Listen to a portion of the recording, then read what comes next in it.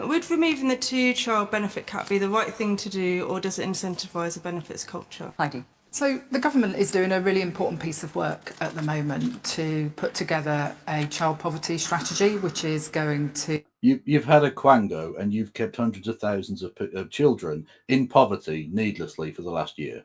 And they've already delayed the announcement of the timescale for their child poverty strategy. Yep. Again, if you're going to have a strategy for child poverty, this is what you do before the election, and then you put it in your manifesto. Waiting 10 months and longer than you've been in government to go, oh, maybe we should look at this thing. That's ridiculous. That's stupid. It shows these people to be the amateurs that they really are. They don't have a clue what they were going to do when they got into government. To report in the autumn, and I think everyone here tonight and listening tonight will realise that actually tackling poverty is at its heart about making sure that people have got good quality, well-paid jobs, and that the basics of life are affordable. And so if you look at what the Labour government has done since we were elected, we've increased the minimum wage for 3.5 million people at the lowest paid in the country, which is worth about 1,000. Pause. You weren't asked about this. No. Stop avoiding the question. You were asked specifically about the two-child limit on universal credit and child tax credit. Thank you for giving us the correct name, Ben. I do appreciate that framing. You asked about that, about benefits culture and about whether it was a good thing to do. And you're talking now about something completely different. No, answer the bloody question, please. Some £400. We're introducing things like free breakfast clubs in primary schools so that every child starts the day with a hungry mind and not a hungry tummy. But let's just stick to the two-child benefit cap for a moment. Thank because you, Fiona. This was something journalism that was started by the Conservatives. It's something that when Labour came into power, they continued with the two-child benefit cap. At the time, and this is less than a year ago, it was unaffordable to lift that cap. Now the government is considering lifting that cap. So what has changed? Look, the economy is improving. We are the fastest growing economy in the G7 in the first 3 months of this year. We've seen wages rising faster than prices. We've signed 3 trade deals. And so there really are improvements to the strength of the economy. But the effect of the US tariffs has yet to kick in, so we don't know what will happen with the economy. On the substantive point that you're asking me about, which is whether it would be right to lift the cap on benefits for people who have larger families. I speak to people in the town that I represent in Swindon, and many of them have said to me that they have limited the number of children that they have because they can't afford to have another child, and they feel that they're playing by the rules and they're being responsible. Now, I think around the edges there are some really difficult issues. If you're pregnant and you're expecting one baby and you have triplets, you're acting entirely responsibly. Can you actually I fucking hate... provide? Stop. If you're... I fucking hate this moral argument. I hate it so much. I had a big rant about it on stream before, so I'm not going to redo it again. But putting this simply, right, is that I don't care about the moral argument. First of all, because we should be feeding kids regardless. That we're punishing the kids for the supposed poor behaviour of the parents, and that's monstrous if you believe in this, right? If you want to starve children to teach parents a lesson, you're a monster. Plain and simple. But even if you were to take the argument at face value and to give it the credence it doesn't deserve, it doesn't even do that. It doesn't even do that. There was a whole big report about the effect of the two-child cap on universal credit, and it showed that there was no difference in terms of the family planning decisions of the people affected by the cap before and after the cap was introduced. So all of this belly aching about responsible family planning decisions that we don't want to feel like that we're being enabling of with the two-child benefit cap being removed is all bullshit. It's all total bullshit with no basis in fact, and is entirely pushed by people who think that policy is there to make them feel good rather than to actually achieve some kind of utilitarian ends. I hate hearing it. I'm tearing my hair out of people on fucking TikTok telling me that I don't care about the reality of the facts. The child benefit cap doesn't affect people who have twins. No, but you're right, Fiona. The child benefit cap is applicable to everyone, but this relates to universal credit.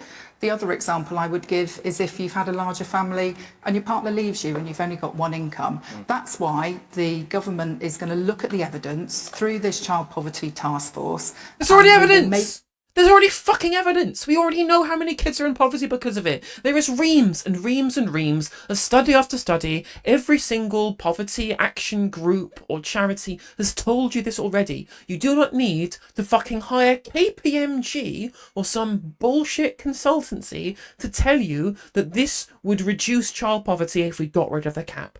It's not complex. It's not difficult. There is already the evidence. Just I hate this. I hate this so much. And all it is, right, the specific political reason for this is to try and, again, act like there's no ideology involved here. They're just doing what the expert technocrats told them to do by allowing the Quango to take on all the responsibility of setting policy. I'm sick of it. I hate it. Just do your job and do something because you believe it to be correct. Make a decision later this year about what is the most effective way to permanently reduce the number of children who are growing up in poverty, because nobody wants to see children going without. David. £26 for the first child and 17 for the second and subsequent is not a huge amount of money for many household budgets, but it's also coming at a huge cost to other taxpayers. And the view that my party took when we were in office is the best way to lift children out of poverty is to help their mums and dads to get a good job. There were 4 million more people in work. There are people who have fucking jobs who are not getting more universal credit to top up their shitty wages because of the 2-child cap on universal credit. There are people out there who literally did the thing you told them to fucking do, go out and get a bloody job, who are now having starving children because they can't get the extra welfare because of the cap, right? This is totally out of sync with the entirety of reality. And again, who is responsible for us having shitty wages in this country? Let's assume that it's the people who are in government for 14 years of wage stagnation, shall we? Aiden with a banger. Is that the goblin from Clash of Clans? Also true. He does look like that. When we left office, the level of youth unemployment had halved. All of that had really helped to address the issues which Heidi has quite rightly discussed. Youth poverty had massively increased. Homelessness had massively increased. Food bank usage, which was virtually unheard of before your tenure in government, ballooned to the point where there are more food banks than there are McDonald's. Described. I think in the long term, if we think about the work my party is now doing in opposition, thinking about the future challenges that we face, I think we would all agree cross-party that we need to look at better ways of lifting children out of poverty. That's about skills. It's about helping parents who want to work more hours to do that. It's about helping mums and dads with disabilities to get back into the workplace. One and all of those are strategies that we... Okay, so it's not about lifting kids out of poverty. It's making parents who have children in poverty work 80-hour weeks. Yes. That's literally it, yeah. Literally, they're fucking disgusting monsters, these people. Yeah. We looked at one in government that were beginning to take effect. Now, I think it's positive that the government are looking at taking many of those things forward. But what we need to avoid is a situation where we're asking more and more taxpayers to bear the costs of the benefits bill. It's simply not fair to other people. And most of us as mums and dads need to think about how are we going to fund the cost of the children that we want to bring up and bring into this world. And that's a reasonable expectation. So when Rachel says, does it incentivise a benefits culture? Do you think it does? But there's always a risk with any form of benefits that that's an issue. But we need to make sure that families get the support that they need when they're in a situation, and that's balanced off against what we're asking other people to pay. We already have a situation where the majority of people in the UK who are taxpayers are actually getting more out of the system than they're paying in. And we need to make sure that work pays, that families are able to support themselves, and that we... Okay, but it doesn't, and it hasn't for a very long time. And because of their policies, supply-side labour market reform, right? Wanting to crush the bargaining power of workers within the economy through their labour market policy to try and ensure that the owners of the businesses who pay money to their party can keep more of the surplus value. That's it. That's what they've done consistently for 15 years, or 14 years of them being in government. This is why wages don't pay. And on top of this, I want to pull him up on something very specific, right? When he talks about people getting more out of the system than they put in, this isn't benefits. This is public services, right? Yeah. This is all public expenditure he's talking about here, not people being paid cash transfers by the state in the form of welfare payments, right? So it's really disingenuous for him to imply that we have a society where half of the people are leeching off the others, which is the rhetoric that he's implying here. That's what the right have been using some think tank broadcasters through the Telegraph to trying to get this into the public consciousness, right? Yeah, we all use the NHS. Brilliant. What this means is, of course, is that there's a top half of taxpayer and a bottom half is taxpayer. And yeah, of course, it's going to be just around over half that gets more out they put in. That's how progressive taxation works. Also, a fantastic point raised by Bryn, which I hadn't even considered within this discussion. The Conservatives like to go on about like creating good families and strong family units and strong parenting, and well, every time there's like a riot or something kicks off, where are the parents? Why weren't the parents doing anything? Because they're working 4 fucking jobs. It's because they're working 80-hour weeks to barely keep their head above water. You've created a nation of latchkey kids. Trust me, I was fucking one of them. Toryism has destroyed the fucking family unit because, again, they'll say they support the family unit, but actually they don't. If they did, they vote for vastly different social and economic policy. Yeah, apparently 60% of children affected by the 2-child limit are from working families, right? So, again, literally punishing the people who are doing the things that they told them to do. And on top of this as well, right, they also complain about the declining birth rate, yet are apparently trying to push a policy to stop people having kids. Not that it works, 'cause it doesn't. The evidence shows that it doesn't stop people having kids, right? But that's the narrative they're going with at a time when they're also going, fuck, make the kids. Will you support us doing it? Well, no, actually. Well, of course I'm not going to fucking do it. We're pro-life until it's born. And then you're on your fucking own. We have an economy that can fund the kind of public services that we want to see in this country. Man there in the check shirt. As a lifelong Labour supporter, I'm really pleased to hear what Heidi has to say. And I really hope this is Labour refinding their moral compass and not toffing their hats to the Reform Party and to Nigel Farage. Exactly. No. You've misunderstood. They're still doing that. Look, I did the joke the other week that we need to get Nigel Farage to come out in favour of nationalising industry because it's the only way the Labour Party will then do it. And that's precisely the thing that's now happening, right? When Nigel Farage has always been really right-wing, and so naturally, in order to ape them, he's become really right-wing and starts, quoting the 14 words or whatever on Twitter. And now that Nigel Farage is out there going, I'll get rid of the 2-child benefit cap, all of a sudden, the Politburo are considering getting rid of the 2-child benefit cap. He's still doing that. He's still doffing his cap. Nigel Farage is dog walking an entire generation of political leaders in Britain. It's embarrassing. Yeah, exactly. Like, even during the run-up to the election, when we talk about, who's setting Labour policy, it was fucking Rishi Sunak. Yeah. Going, they can't pay for their 28 billion. Oh, we're going to scrap the 28 billion. Yeah, mad. As the Conservative gentleman has just discussed, it is the best way of taking children out of poverty. Yeah, but the Conservatives don't support that policy. We should support You said it's not it. It is the best way, whether they are... You support keeping the 2... I'm sorry, who's released Grandpa from the home without his meds? This guy don't know what the fuck he's talking about. I mean, yeah, his memory's gone. He missed, the interregnum from 1997 to 2025. Yeah.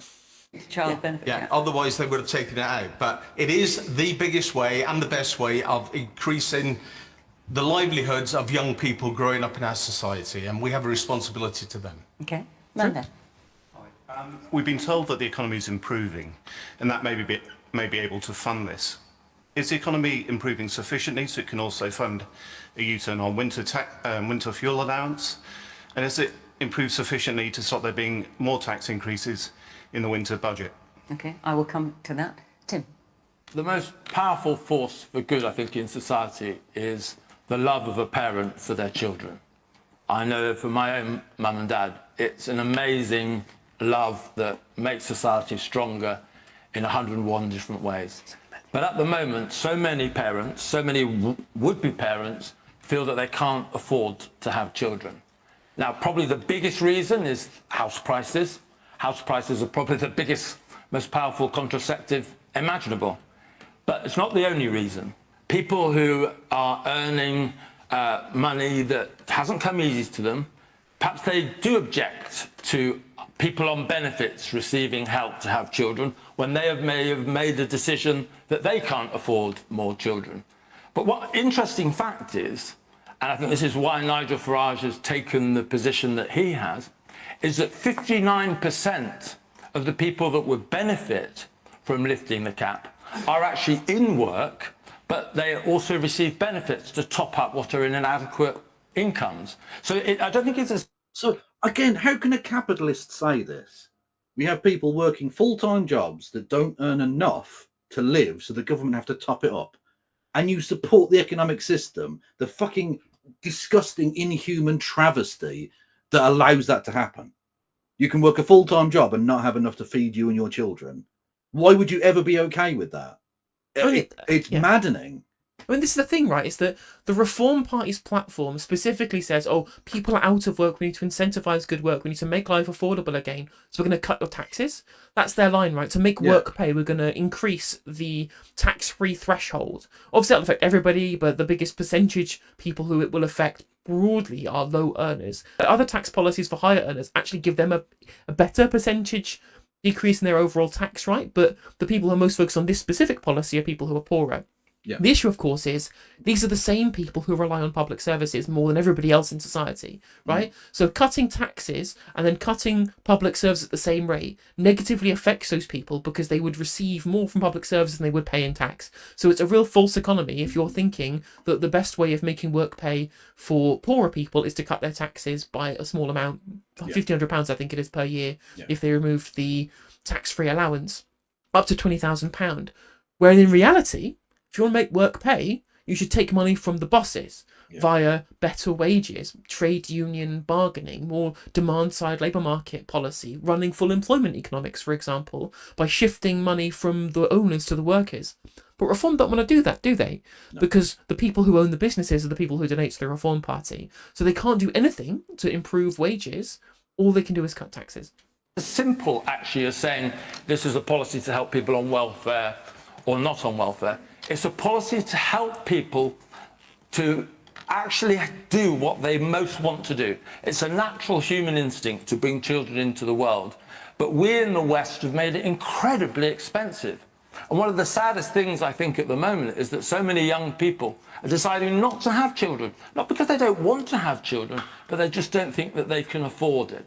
And so this is only a small step towards helping address that issue. But I think it's I wish I could drum into the heads of politicians. Young people don't think they can afford regular meals out. They're definitely not going to be able to afford a child. People make decisions like that. The economies that the younger people have had to make in order to just survive in today's economy make it impossible for them to have children. You have created them. And at the end of the day, we just have a massive problem that journalists in this country, they've never fucking spoken to a young person in their life. No. They haven't spoken to any young people and go, what's the issues that you have? Like, we live in a different world. Like, young people nowadays, they don't engage in the kind of consumerism that a bunch of the old generations were encouraged to engage in the run-up to 2008, for example, right? We have lived our entire adult lives where we don't just frivolously go shopping. We're not out there trying, actually, for all of the things they try and get us for, we don't go out there to try and get all of the newest stuff to try and be all up to the times. In fact, we're buying second-hand things a lot of the time, second-hand clothes, buying things on Depop, everywhere. It's we've internal austerity culture, right? Where we have done austerity on ourselves because we can't afford anything else, right? No, and in terms of Tim, I don't think he just means more white children. I suspect that, when Elon Musk talks about this, he does mean white people. When Nigel Farage talks about this, I think he predominantly thinks of white people. But I actually don't think Tim Montgomery does mean that. No, I agree. I get the impression he's not actually a racist, albeit he's still a conservative, which is you. Yeah. Also, another thing I would add about the cost of living crisis and young people's consumption habits, right? There was a podcast from Politics Joe the other day where they had someone from Ipsos talking about young people and men saying that dating is harder because of the economy. Well, yeah, of course it is. You can't afford to go out and do things. Yeah. We'll have people going on saying, oh, the nightlife is dying. It's £7 a pint in London. It's £4 or £5 a pint in the clubs elsewhere. No one's going out because they can't afford it. They have no money. Yep. Absolutely. It's like when we saw in post-2008 with millennials are killing XYZ industry. I'm like, yeah, because we can't afford yachts. We can't afford holidays to Saint-Tropez. And of course we're not buying these things. We don't have money. Necessary one.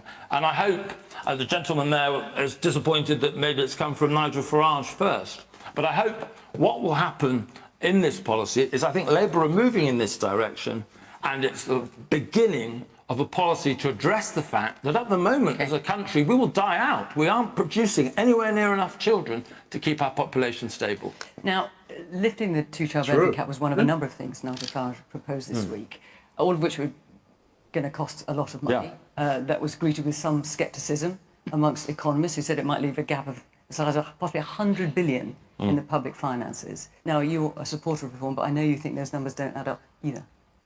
Well, look, we're 4 years away, or 3 or 4 years away from a general election.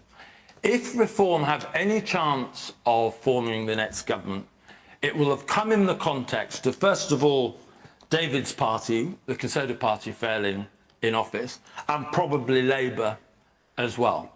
And I think voters probably elected Labour last time, not with a great sort of awareness of what they were voting for, but because they rejected the Conservatives. I don't think that will happen with reform. I think what you will expect, rightly, is you'll kick the tyres incredibly hard. But what about the numbers, Tim? What I'm saying is that by the time of the next election, we absolutely have to answer the question that you have asked. But what's your... Well, he's right that they do have to answer that question. But in terms of the complacency with which people will vote for his party, I don't think he's correct at all. It'll be a different paradigm. It won't be people voting for them just to say fuck you to the Tories. It'll be fuck you to all of them. There will be literally potentially millions of people in this country who will vote for the Reform Party because they're not any other party. Yeah, they are the anti-Westminster party. Yeah, exactly. The none of the above party. So which means that your policy doesn't really matter. Within reason, of course. I'm not suggesting they're complete idiots or anything like that. But like, as long as you don't go out there and start doing crazy shit like, I don't know, making abortion one of your central fucking planks, you dopey bastard. Yeah, people will just be fine with that. You know? Your opinion, because, well, I know what your opinion is because you spoke about it this week. You said, as far as you're concerned, the numbers do not add up at present.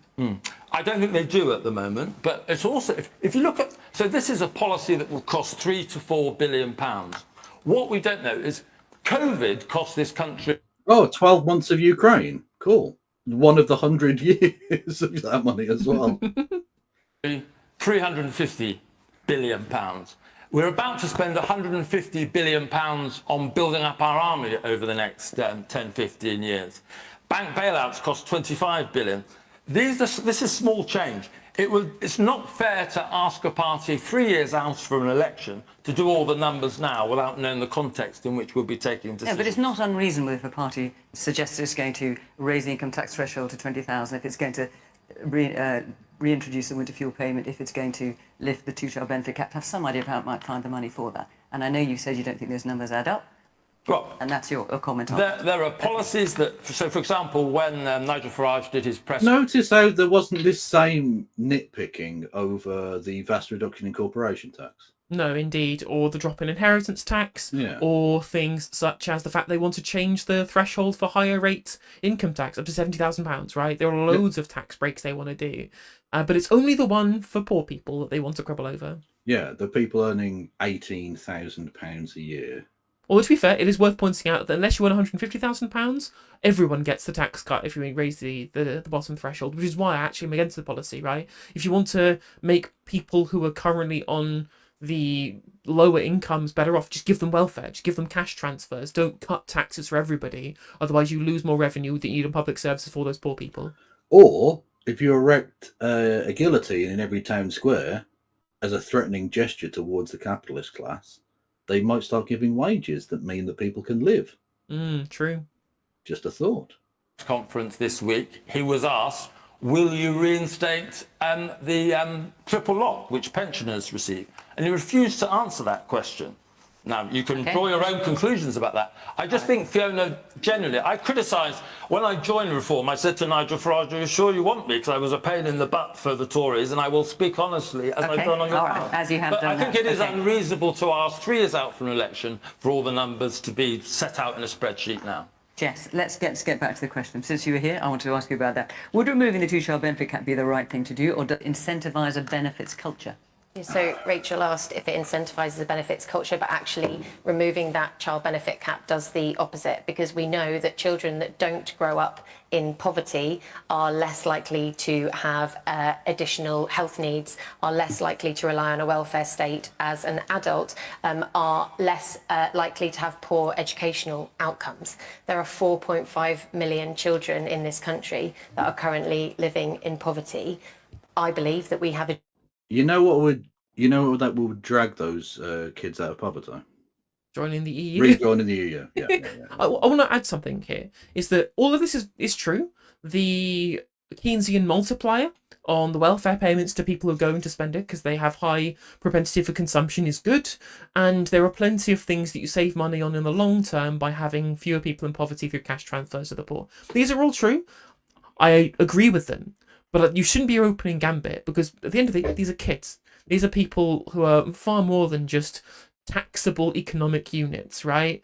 At the end of the day, the important thing is, even if none of this were true, it would still be the right thing to do, because kids being in poverty is bad prima facie, regardless of the macroeconomic concerns. But luckily, this is all true as well. The duty to pull those children out of poverty so that they do better in school, so that they can go on and get jobs and contribute to the economy. They didn't choose to be born into a larger family, and they all deserve to succeed. And that's why my party have been campaigning to remove the two-child benefit cap since it was introduced in 2017. Okay, Ava, I'll come to you in a second. I'm just going to hear a little bit more from our audience. Yes, the woman there. Are we going to be like China, having one child situation when they have only one child? Yeah, I mean, I think they can have two now, but for years they could only have one. I'm not sure that anyone here on the panel is suggesting you only have one child, but it's an interesting point. Yes, the woman there with the sunglasses on her head. No, it wasn't. Yes, is it not the case that Reform will just say whatever is popular to get the votes, with no backing, with no numbers? Again, this is what Nigel Farage does through every campaign. I'm just coming around a minute. Man with the blue check shirt. I think there's a danger of disincentivising people to have jobs. If they're on the margin, then why work? Right, Ava. But they do. Do you know that it's only £20 a week and then £17 for the additional child? It's not. I wouldn't go into having a third child for £17 a week. I mean, it works out at about £1,000 a year. You know, I could think of other ways I could make money, probably. So I just want to counter. What an interesting way to start your time on Question Time. I work for a youth brand.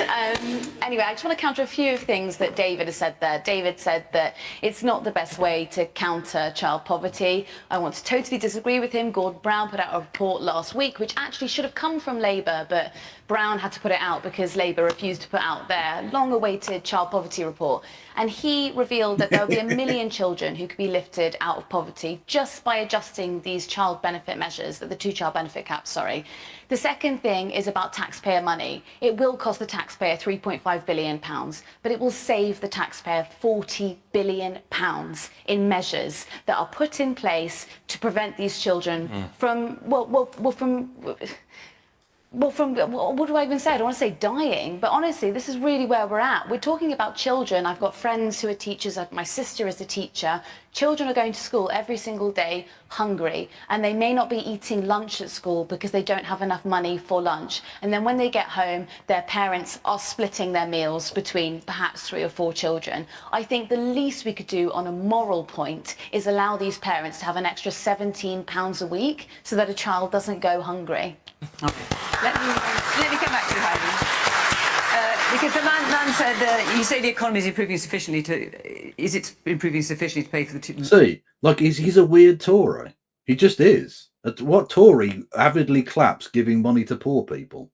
I mean, like, he's Harold Macmillan, I guess, is kind of weird Tory that do that. Yeah, like literally there was a brief period from 1947 to 1975. Basically, where Tories weren't evil or weren't as evil, you know. I mean, maybe just Tim Montgomery's just realised that he's been to essentially spend up to this point being the progenitor of a movement that has caused fucking untold death and destruction in this country. I'd like to hope so. Yeah, but he's jumped from the frying pan into the fire with fucking Farage, hasn't he? True. Lifting the two-child benefit cap, reintroducing the winter fuel payment. To what extent, we still don't know. And no future tax increases. Is it improving that much? Well, that's the work that the Chancellor is going to have to do over the next couple of months before she delivers her autumn budget.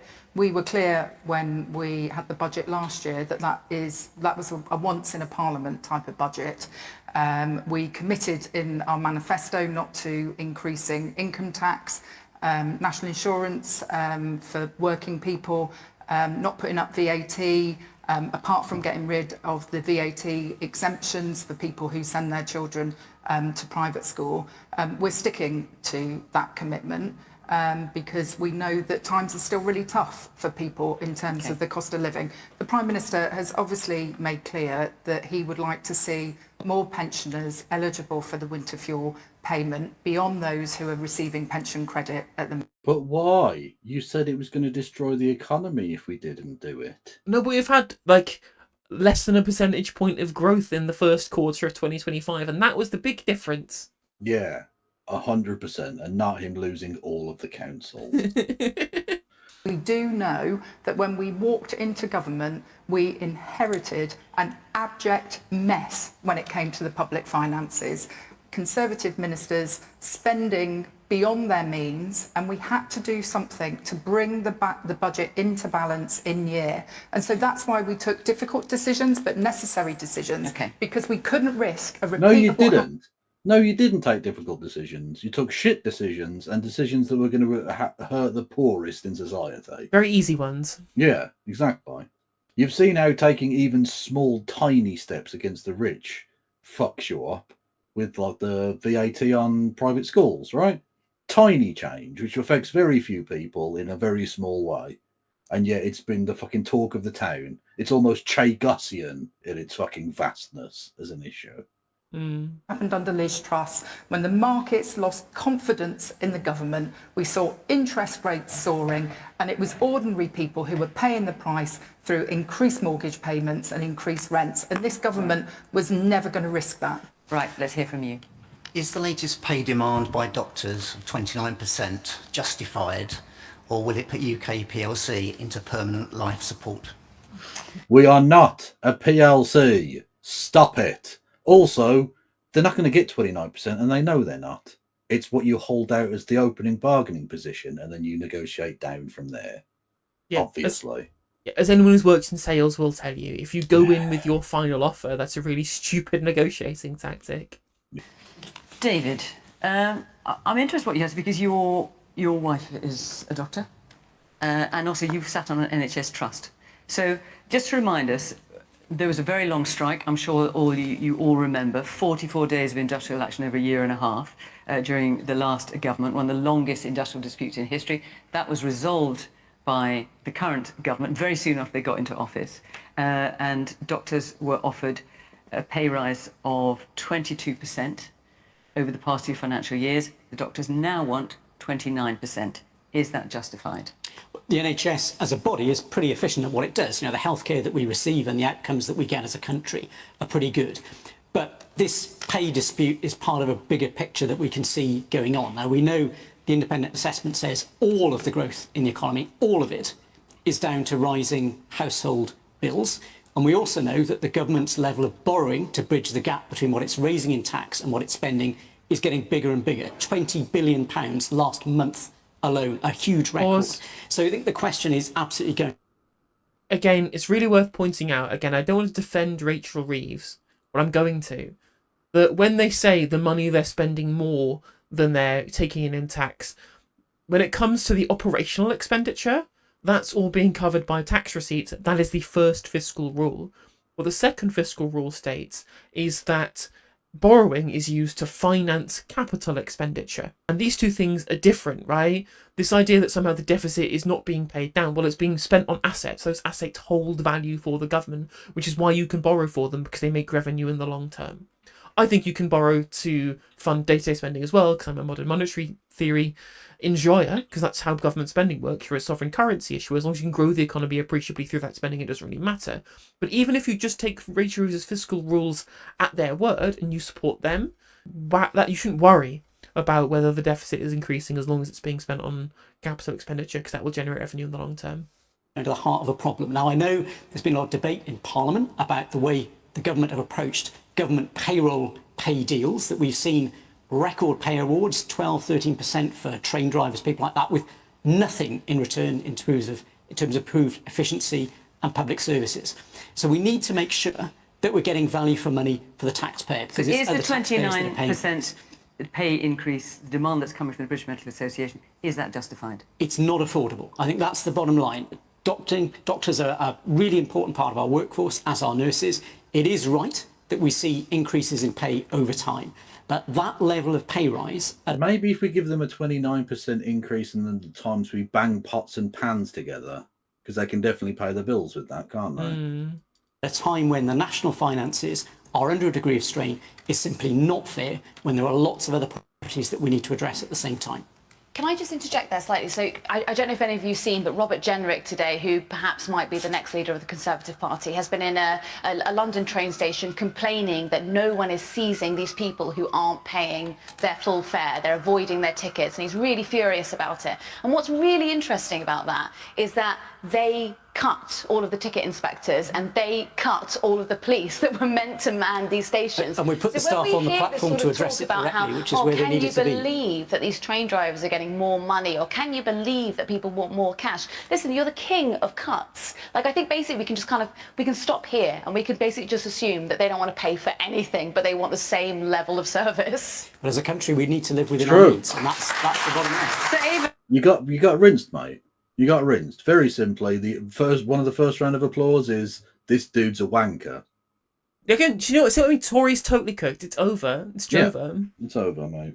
You're done. But if the doctors were, I mean, one of the reasons the doctors give for wanting 29% pay rise on top of the 22% is they're saying we want to take our pay back to what it was in 2008, and they feel they've lost out on that. When you look at public sector pay over that period, it's been pretty much flat for all public sector workers over that period. So why should doctors get 29% as opposed to anyone else? these NHS doctors decide that they're going to move to Australia or they are going to move into the private sector, and then the government has to pay the private sector to have those same doctors working back in the NHS hospitals. It is totally nonsensical. I do think that Ava is right to say that the NHS actually operates in a global market when it comes to staff, and actually doctors can... Jesus Christ. So boring. I was just about to say, like, you're not necessarily going to match Ava for, like, bubbliness and, you know, nice and blah, blah, blah. But, like, she's such a far more likable human being. And you hear her, she's talking positively and passionately about a thing in a nice, accepting, kind of cool way. And then you go to this robot droid whose humanity has been stamped out of them by the Westminster machine. Just this husk of a human. And this is the person who replaced Lou Haig, like one of the very, very few genuinely like human-seeming members of the cabinet. Exactly. The one human who spoke up and said a vaguely sensible thing has been replaced by robot droid. Get jobs abroad, and that is something that we do need to consider as a government. You know, I understand why junior doctors, resident doctors want to see their pay restored to the level it would have been at if it had gone up with inflation. But we can't afford to do that at the moment, is the truth of the matter. So what they have had in terms of... You're very, very boring and your reasoning is shit and no one believes you. Every time you don't want to do a thing, because again, it's about choices, you either want to do it or you don't want to do it, you'll just say we can't afford it. Yep. And no one believes you. The pay increase last year, which brought an end to those strikes that were ravaging the NHS. If you look at the last 3 years, it would have been in effect a 29% pay increase. It's a 5.4% pay increase this year. We're also giving, over the last 2 years, a 2,000 pay increase to a Band 5 nurse. And we're actually recognising the contribution that people across the public sector make, our teachers, our prison staff. Okay, but coming back to doctors, do you think when it comes to the demand for 29%, do you think they're justified, they should get it, but the country just can't afford it? Or do you think they're asking for too much? I think they're asking for too much now, because we can't. We have given those very significant pay increases. I think there was public sympathy for the junior doctors being on strike when they were getting below inflation pay rises. But we are in a different world now. We've got a new government that's determined to work with them. Can I just ask, because often we do have people from the NHS here in the audience, have we got a doctor in the house? Aha, right. What do you think? Is this 29% pay rise justified?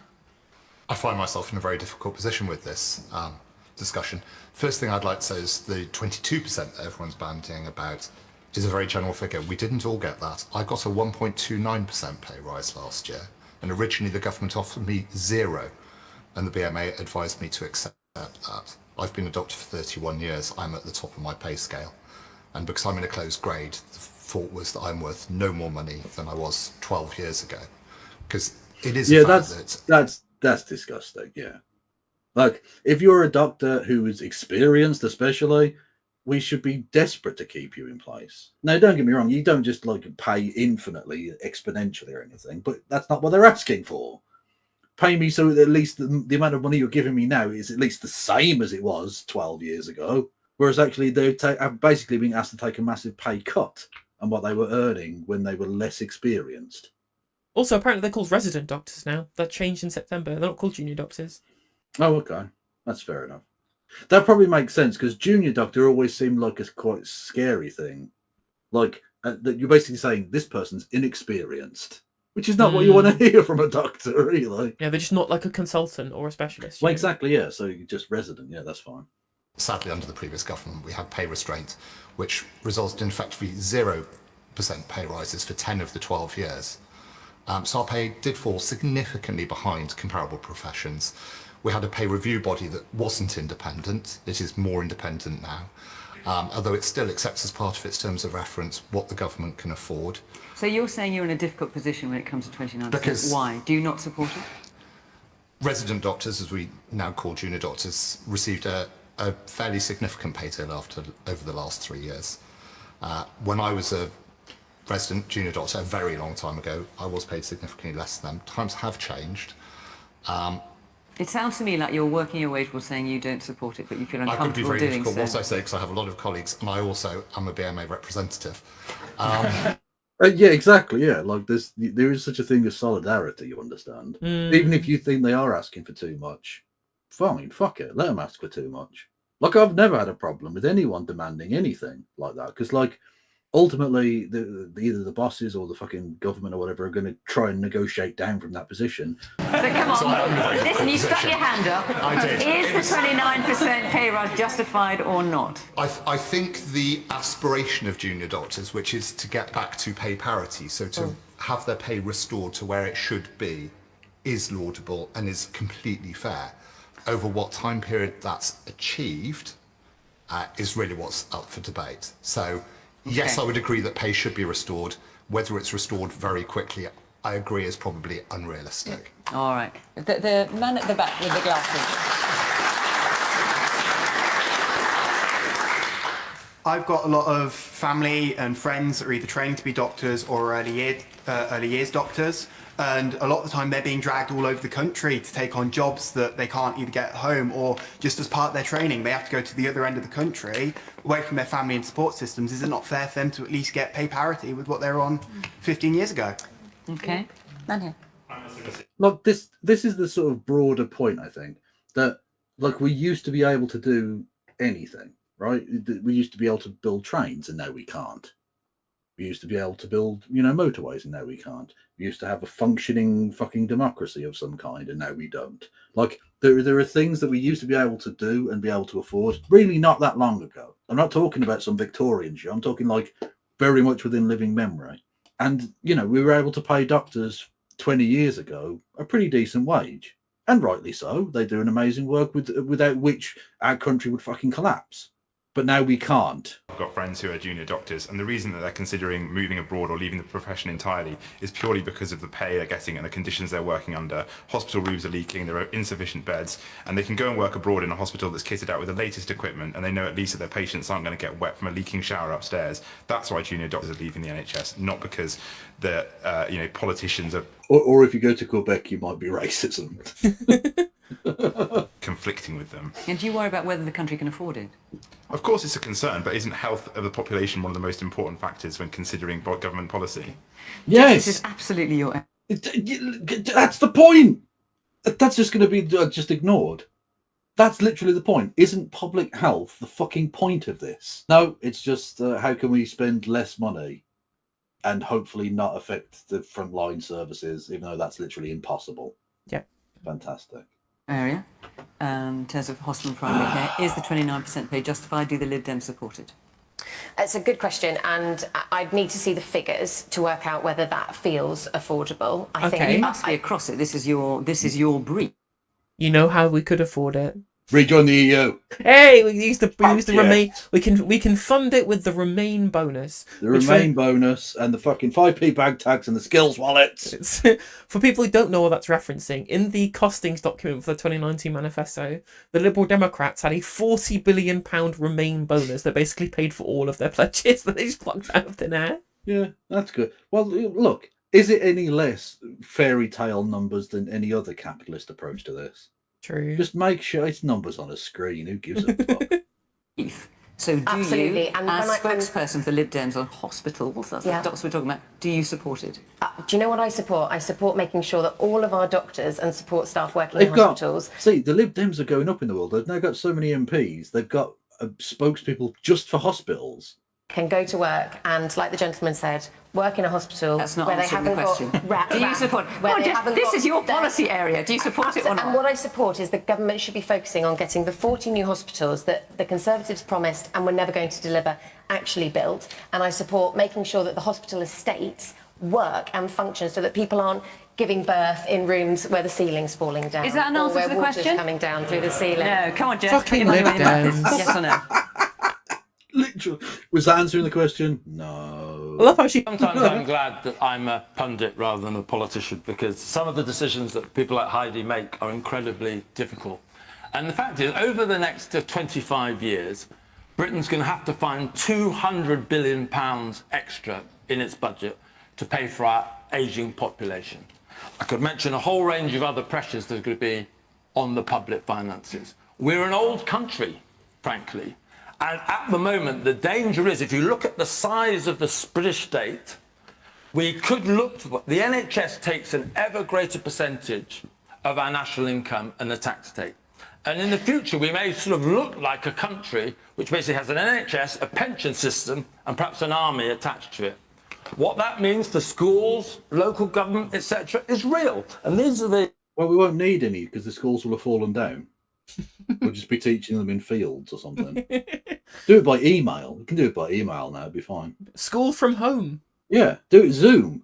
I'm not... Oh, do I have to go up for Zoom today, Mum? Oh.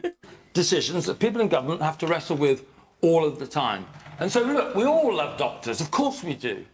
But there was an independent pay review body. You were very honest, I think. You didn't quite say it, but I think reading between the lines, you know it's unaffordable what your colleagues are asking for. This independent pay review body has said they'll get, the junior doctors will get something more than nurses, more than teachers, and yet they still want more. And doctors are great, but they have a lot more security, a lot better pensions than other people who actually have to tour the country for their jobs as well. People in the private sector earn an awful lot less. It has to be about give and take. And they was right to say, yes, we're in an international global market, but actually our doctors were paid in a similar way to most other doctors in Europe. Right, but it's... Well, firstly, we're not talking about Europe mostly. We're talking about America and Australia. And secondly, it's not just pay, is it? It's the feeling that the government fucking hates them. True. It's the fact that the hospitals are crumbling around them to the point where you can't have MRI machines on the second floor because it might collapse and kill everybody.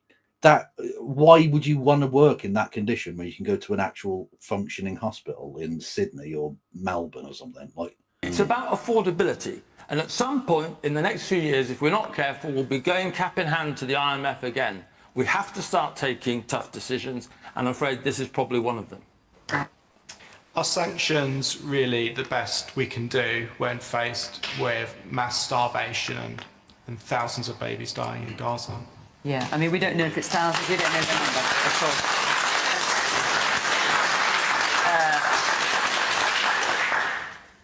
The situation in Gaza is clearly horrific for individuals. Israel is defending its right to take the action that it is taking.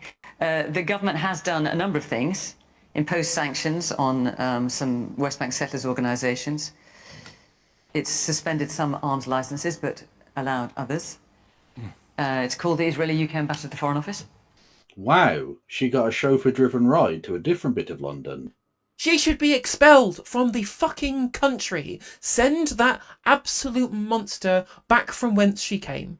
She does not deserve... I do not want to see her fucking set foot in my country. Is that the best we can do? I remember watching you, Fiona, after the October attacks in Israel, that question time, it's one of the most charged question times I can ever remember. What happened to Israel on that day was beyond horrific. And I have always been a defender of Israel. What the Jewish people have suffered in history is unconscionable. But I can't understand anymore what Israel is trying to do. Come on! They've always done. You're nearly there. You're almost there. Come on, Tim. Just take the extra step here, right? You can't understand why Israel is doing this. Because they want to take over all of the land. I mean, he says, well, I've always defended Israel. So you've literally, they're a state created out of ethnic cleansing. And you're like, oh, well, I defended the ethnic cleansing when it was 1948 and 1967, but the ethnic cleansing now, I don't know why they're doing it. The same shit they've always done. I have not got a clue what is going on here. I don't know what it could be anything. Maybe they're doing it for the lols. Who knows? This country that's founded on a political principle of taking over other people's land is trying to take over other people's land. What? What the hell? How did this happen? As all of the government ministers come out day by day with more and more ghoulish shit about how we're going to take all of the land. It could be anything. Maybe they just want a holiday excursion. Who knows? What, holiday on the Trump Riviera? Yeah. God almighty. I think what I would do if someone hurt my mum or someone who I loved, and now Israel, you see families where a man has lost everyone in their family, generations wiped out. And is there more that the government can do? Does it make any difference? I honestly don't think there is, actually. Well, considering they've done nothing, literally doing anything would be... What do you mean? He's literally doing we've done absolutely nothing, we're all out of ideas. It's the Simpsons meme. Unbelievable. Put up to David Lammy's statement recently, I never thought I would, criticising Israel. Britain has very little influence on Israel. Canada doesn't have much. France, it's America, and it's Trump. And I pray that Trump will finally act, because he's certainly been pressurised by Saudi Arabia and other people. Vance recently cancelled a visit to Israel.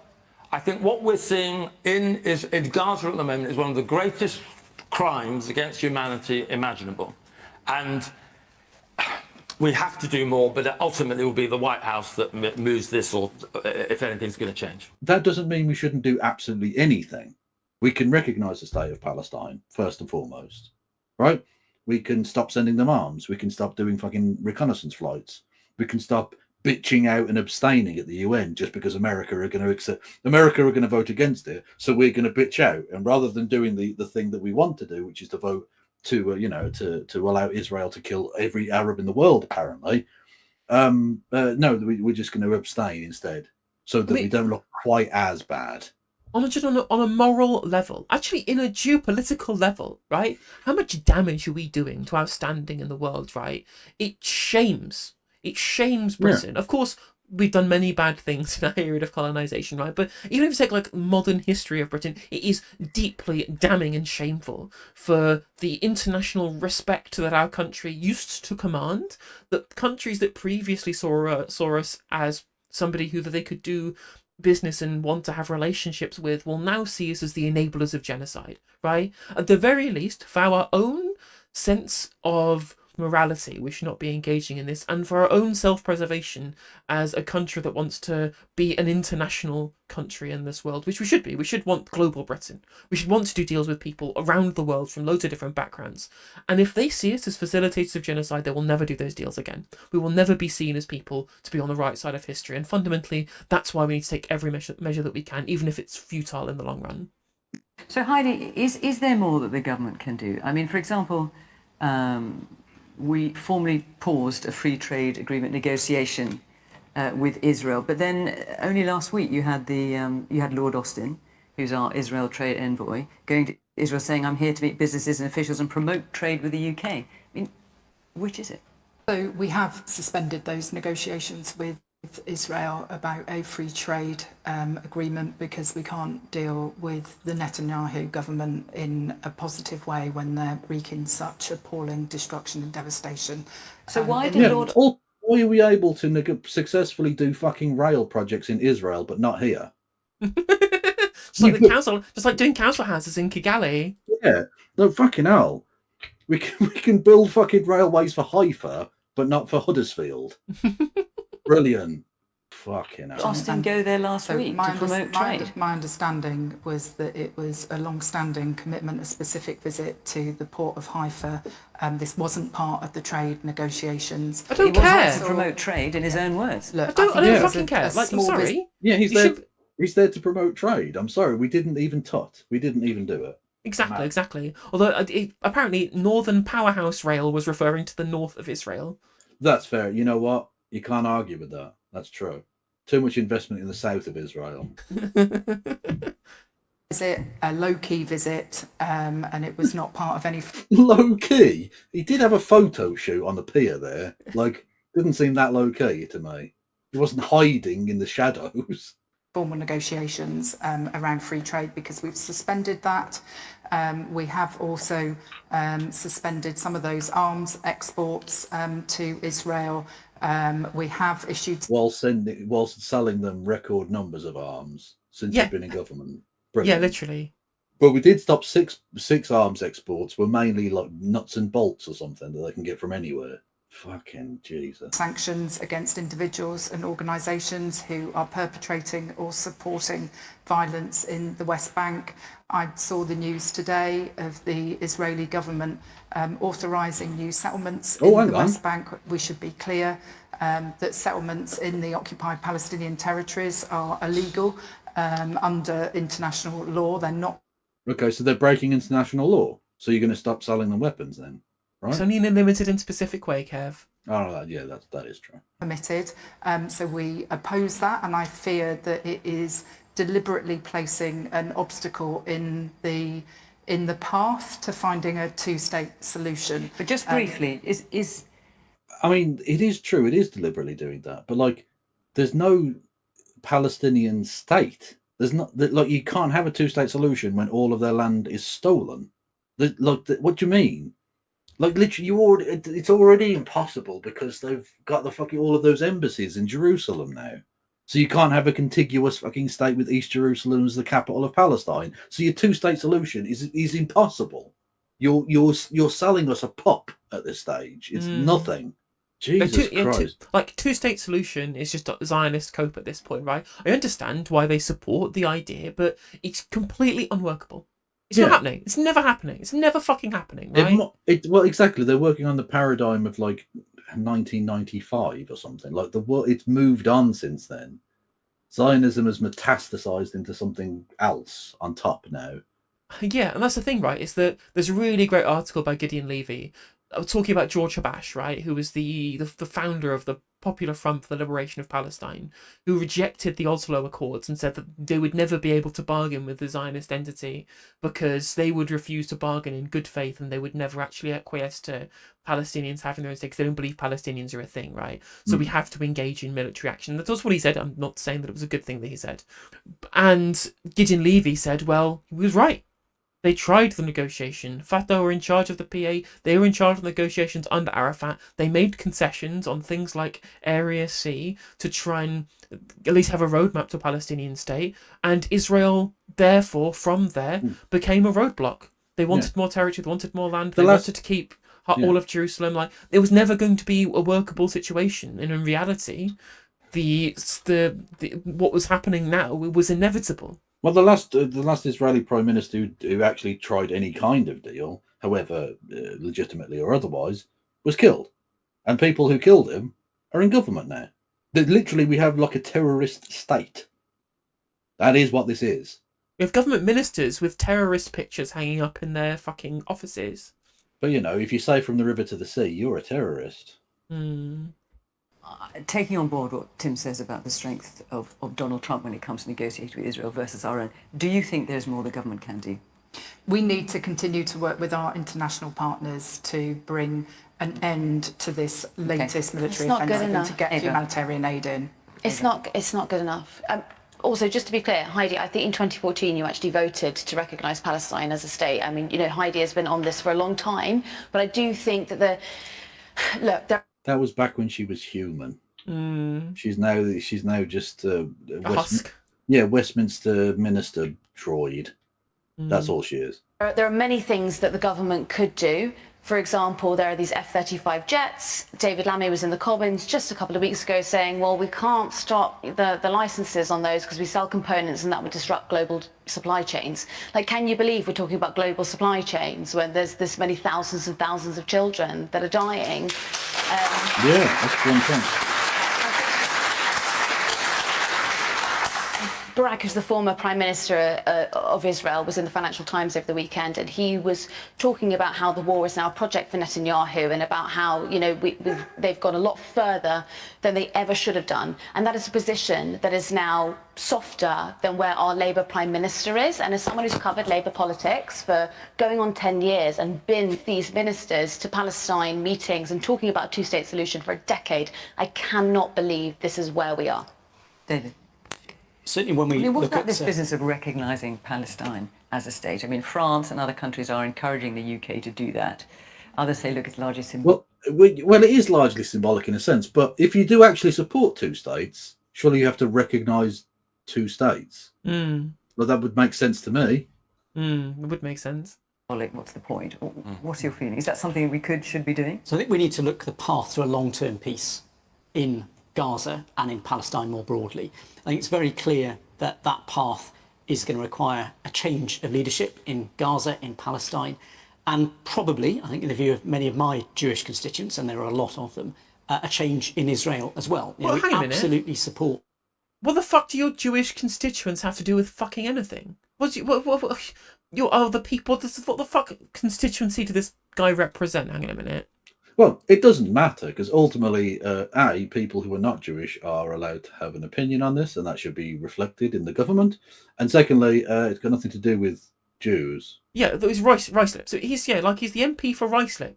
If they're Jewish people who live in Ruislip, then what the fuck do they have to do with Israel? Nothing other than the fact that Israel is the Jewish state, and therefore, apparently, when it comes to a country the other side of the world, we take an ethnic group that happens to share an ethnicity with the country committing genocide as if they're the people whose opinions matter. Like, yes, it's just the dual loyalty trope in reverse. Like, yeah, exactly. No, this is positive racism. Like their opinion on this is just as relevant as any other British citizen, which is that what does our country have in relationship to what's happening in Gaza? That's it. Just because they're Jewish doesn't make any fucking difference. No. The right of Israel to defend itself. And as Tim described, the act that took place on October... It is not defending itself by building settlements in the West Bank. It is not defending itself by bombing hospitals and schools. October the 7th was the most appalling act of barbarism. But there are innocents here. There are the hostages who are being held by Hamas, who need to be released. And then there are the people of Gaza, who in effect are hostages who are caught in a crossfire between Hamas and the Israeli Defense Force. The offer, which apparently has been made by the United States to broker a longer-term peace deal, offers some hope, in particular, at getting aid into those territories. But as Heidi's described, a decision to pursue more illegal settlements risks putting further obstacles in the way of that path to peace. But we need to make sure that we use our diplomatic efforts. And I have to say, I disagree a bit with Ava on the point about the F-35s. They are being used in Israel. They're also being used to stop Houthi rebels attacking British shipping. So these are part of that international effort that is important in our... So he's literally saying, no, the supply chain is more important than these people's lives. Yeah. You know what's really great? If the genocide stops, we don't have to send F-35s over to Yemen. It's really simple. Yeah. Also, Yemen wouldn't be a fucking failed state if we hadn't armed the Saudis to do a genocide in Yemen. And it was their government that started it. Yeah. Thank you, Graham Turner, who says thank you, Kev. Interest, not just about local interests, but we need that longer-term path to peace to address this. And Jess, I should say that there are reports tonight, or reports in Israel at any rate, that Benjamin Netanyahu has accepted a US brokered ceasefire deal. Hamas, at the time of recording this programme, had not yet to respond, and that would release, according to these reports, release 10 hostages, and UN humanitarian aid would go in. We remain to see whether that will happen. Are sanctions the best we can do when it comes to the situation in Gaza? Should we be doing more? No, we can absolutely do more. And I think Ben was alluding to that actually the Liberal Democrats have been calling for sanctions specifically on Ben-Gvir and Smotrich, who are the far-right Israeli ministers who are... No, again, I do have to stop you there. There's no such thing as a not far-right Israeli minister. If you're in that government, you don't get to be like, well, I'm technically not Smotrich. I don't care. I don't get, like, you were all like, name me an Israeli minister who hasn't said some crazy ass genocidal shit in the last 18 months. Like, at least not in this government, right? Like, Yeah, you can exactly. critique the liberal Zionism of the opposition parties, and I do frequently, but whilst there is no, I will never accept the framing that Netanyahu and Likud are the problem. Yeah. Zionism is the problem, right? And liberal Zionism at that. There is a level above that Likud and Otzma Yehudit and religious Zionism have above the other parties like the Democrats and Yesh Atid, right? I mean, the leader of Yesh Atid literally accused Netanyahu of killing babies, so... Yeah. are supporting settlements in the West Bank. We've been calling for that for coming up to 2 years. So Ben is also saying, is sanctions the best we can do? Is No, we can also formally recognise Palestine as a state, and that's something that should have happened a long time ago. And I totally agree with Ava when she says that I understand when Keir Starmer stands up in the comments and says it's complicated, there's a supply chain. Disentangle that supply chain so that those parts are not going to No, just fuck the supply chain. Don't care. Yeah, Don't care. Yeah, if you have to ground a few planes for a few weeks, fine. Oh, the Western military apparatus might be 0.000% as destructive as before. Don't give a shit. Don't give a shit. Literally don't give a fuck. No, that's fine.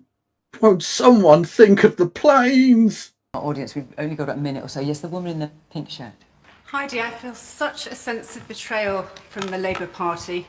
I would never vote Tory, I would never vote UKIP, and I used to vote Labour. Why are you still friends with Israel, an apartheid state? And why is the Labour Party still sending components of F-35 weapons to Israel that are killing, targeting babies, children, hospitals, schools? Enough of this rhetoric about being anti-Semitic if you support Palestinian babies and... Okay, let's let Heidi answer. I just want to ask Tim something as well. Well, hang on, because I've only got about 30 seconds left, so I'm going to let Heidi answer. Forgive me. Please. If I have time, but I must let Heidi answer that. We're not sending F-35 components directly you are to still Israel. sending components of F-35 as much as every single weapons. person Yes, in you this are. room, You have I want to reduced, you have reduced weapons sustainable by peace only in Gaza. 8% to Israel. Okay. By 8%. I hear your passion. I must let her answer. I find it as sickening and as harrowing as every single person in this audience seeing those images on television of children wandering around rubble who are never going to find... Yeah, do something. If it's harrowing, do anything to stop it. I love this lady. She's fucking base as fuck. I will point out, right? I will point out it's enough. Like I don't want to go fucking normal Finkelstein and say I will not be browbeaten by the tears, but you can stop you can weep on Question Time all you want, Heidi, right? You can weep all you want. In the 1990s, in Bosnia and Herzegovina, Srebrenica was surrounded by the army of the Serb Republic, led by Ratko Mladic and sent there by Radovan Karadzic. And they stopped all food. Women, children, babies were killed in one of the only genocides recognised in Europe since 1945. And when we learned of that, when the West learned what was happening, a NATO detachment of military personnel went into Bosnia to stop the genocide. If we can do it in Bosnia, why the fuck can we not do it for Palestinians? Why the fuck can we not do it for Palestinians if we can do it for Bosnians? Exactly, yeah. their parents and who are being starved to death. That is why we have got to find a way of bringing a sustainable solution to the region, a lasting peace, and getting significant humanitarian aid in, because none of us want to wake up tomorrow and see those scenes on our television screens.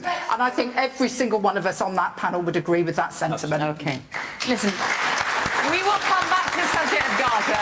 There is no question about that. We've covered it many times and we will cover it again. And I hear your passion about this subject, and everyone on the panel, understands that you feel very strongly about. Why is it always the based ones who get 30 seconds at the end?